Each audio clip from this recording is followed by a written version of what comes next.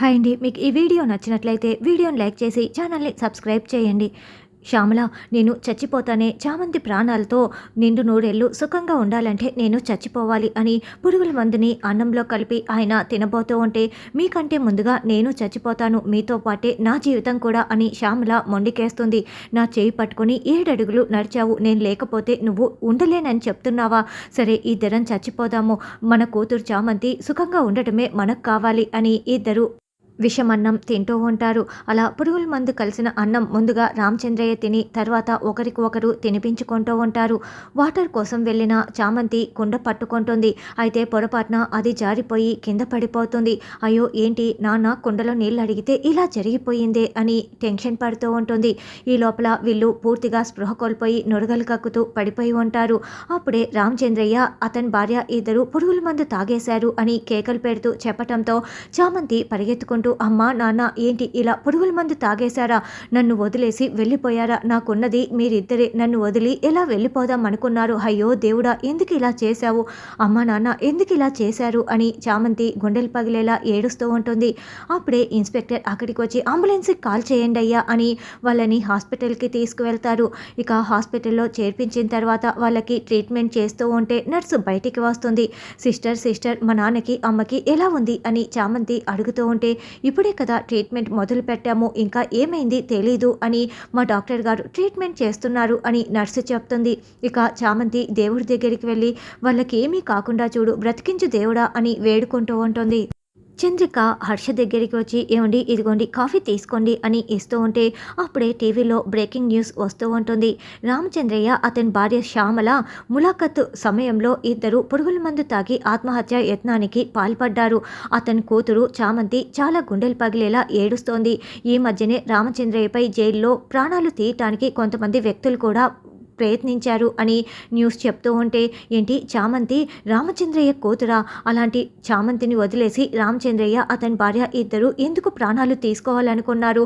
వెంటనే చామంతితో మాట్లాడాలి. అయ్యో పాపం, ఒకతే ఎంతలా గుండెలు పగిలేలా ఏడుస్తుందో ఏంటో అని చంద్రిక మనసులో అనుకుంటూ ఉంటే హర్ష ఆ న్యూస్ని షాకింగ్గా వింటూ ఉంటాడు. చంద్రిక, ఎక్కడికి వెళ్తున్నావు అని హర్ష అడుగుతున్నా కూడా చంద్రిక సమాధానం చెప్పకుండా బయటికి పరుగులు పెడుతూ వస్తుంది.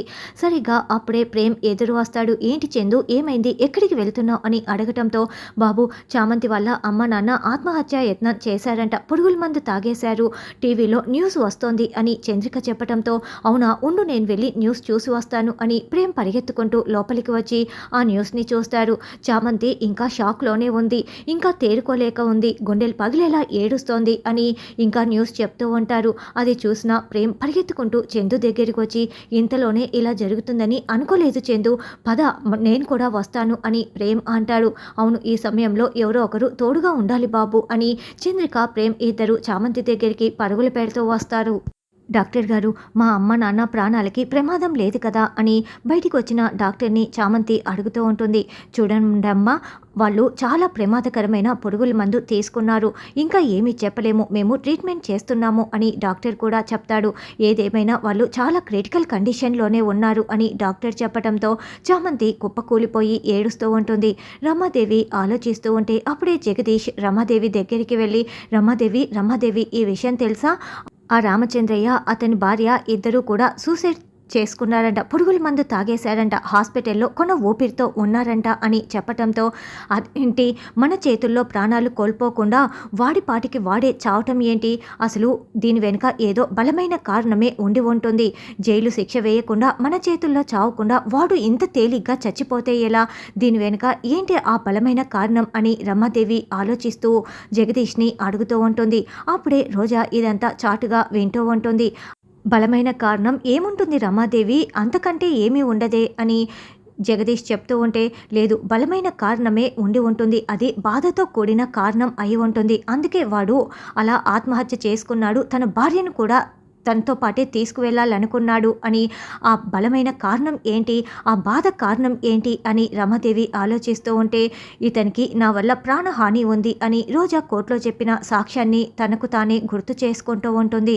తర్వాత ప్రేమ్ చందు ఇద్దరూ కూడా చామంతి దగ్గరికి రాగానే చామంతి చంద్రికని హగ్ చేసుకొని, అత్త చూడత్త, నేను తీసుకొచ్చిన అన్నంలోనే పురుగుల మందు కలుపుకొని వాళ్ళిద్దరూ చనిపోవడానికి ఎలా ప్రయత్నించారో, ఎందుకు ఇలా చేశారో అర్థం కావటం లేదత్త. వాళ్ళు చనిపోతే నేను అనాథనైపోతానత్త అని చామ్ ఏడుస్తూ ఉంటే, చామ్ ఏడవకు, ఎంత డబ్బు ఖర్చైనా పర్వాలేదు, నేను ట్రీట్మెంట్ చేయిస్తాను, వాళ్ళు ఎక్కడికి పోరు, వాళ్ళు ప్రాణాలతో తిరిగి వస్తారు అని ప్రేమ్ ధైర్యం చెప్తూ ఉంటాడు. అప్పుడే డాక్టర్ బయటికి రావటంతో, డాక్టర్ గారు కండిషన్ ఎలా ఉంది అని ప్రేమ్ అడుగుతూ ఉంటారు. వాళ్ళు చాలా క్రిటికల్ కండిషన్లో ఉన్నారు, ఇంకా ట్రీట్మెంట్ జరుగుతోంది అని చెప్పడంతో, వేరే హాస్పిటల్కైనా చేంజ్ చేస్తాము, ఎంత డబ్బు ఖర్చు అయినా పర్వాలేదు అని ప్రేమ్ చెప్తుంటే, ఎక్కడైనా ఇదే ట్రీట్మెంట్ చేస్తారు, మీరు కాస్త ఓపిక పట్టండి, ముందు ట్రీట్మెంట్ పూర్తి అవనివ్వండి, పెద్దవాళ్ళు కూడా ఫోన్ చేశారు, బెస్ట్ ట్రీట్మెంట్ ఇవ్వమని మరీ ఫోన్ చేసి చెప్పారు అని చెప్పడంతో, ఎవరు వాళ్ళు అని చామ్ ప్రేమ్ చంద్రిక అనుకుంటూ ఉంటారు. ఏమో ఎవరో నాకు తెలీదు, చాలా పెద్దవాళ్ళు ఫోన్ చేశారు అని డాక్టర్ చెప్పి వెళ్ళటంతో, ఏంటి చామ్ నీకు తెలిసిన వాళ్ళు ఎవరైనా ఉన్నారా అని ప్రేమ్ అడుగుతూ ఉంటే, లేదు బాబు, మాకు ఎవరూ తెలీదు, ఎవరు చేశారో నాకు అర్థం కావటం లేదు అని చామంతి అంటుంది. మీరు చామంతికి ధైర్యం చెప్తూ ఉండండి బాబు అని చంద్రిక పక్కకు వస్తుంది. చంద్రిక పక్కకు వచ్చి ఒక ఆవిడకి ఫోన్ చేసి, అమ్మ అని పిలవగానే, చెప్పు చంద్రిక, ఏంటి విషయం అని, ఎందుకు ఫోన్ చేశావు అని ఆవిడ ప్రశ్నిస్తూ ఉంటుంది.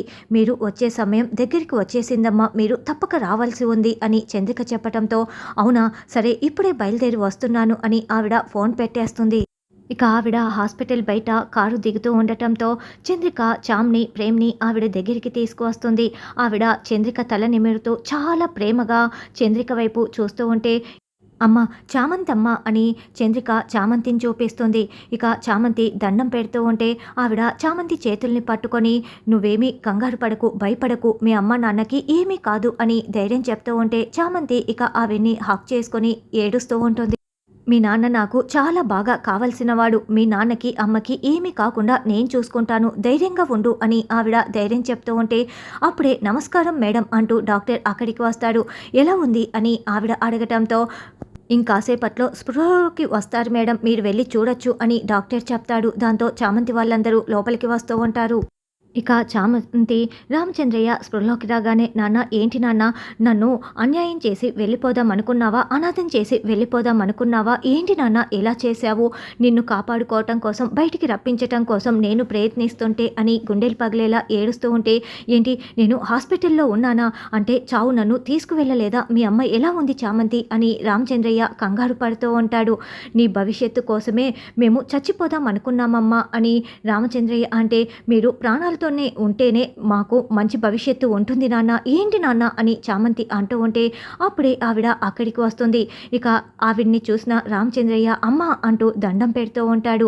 రామచంద్రయ్య, ఏంటి నీ కూతురి భవిష్యత్తు కోసం మేమంతా లేమా, ఏంటి ఇలాంటి పిచ్చి పని చేశావు, చావును నమ్మినట్లు నువ్వు నన్ను నమ్మలేకపోయావా అని అంటుంటే, అది కాదమ్మా, నా పెద్ద కూతురు చేసిన పనికి నేను ఇలా చేయాల్సి వచ్చింది అని రామచంద్రయ్య అంటాడు.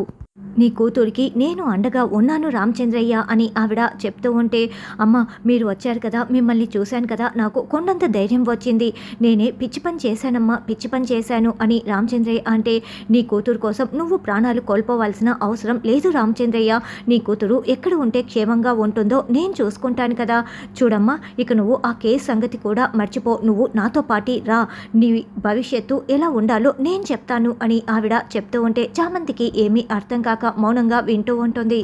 రామచంద్రయ్య, నేను నీ కూతుర్ని తీసుకువెళ్తున్నాను, ఇంకోసారి నువ్వు ఇలా చేసుకునే ముందు ఈ చిత్రావతి ఉందన్న విషయం మర్చిపోవద్దు, నీ కూతుర్ని నాతో తీసుకువెళ్ళటానికి నీకు ఎలాంటి అభ్యంతరం లేదు కదా అని అనడంతో, అమ్మ మీతో ఉంటే నాతో ఉన్నట్లేనమ్మా, తీసుకువెళ్ళండమ్మా అని రామచంద్రయ్య అంటాడు. చామంతి రా వెళ్దాం అని చిత్రావతి పిలుస్తూ ఉంటే, వెళ్ళమ్మా వెళ్ళు అని రామచంద్రయ్య చెప్తాడు. ఇక చిత్రావతి చామ్ వెళ్ళగానే, రామాదేవి వసే రమాదేవి, ఇక నీకు మూడిందే అని రామచంద్రయ్య దేవుడికి దండం పెట్టుకుంటూ చిత్రావతిని పంపించినందుకు చాలా చాలా సంతోషపడుతూ ఉంటాడు.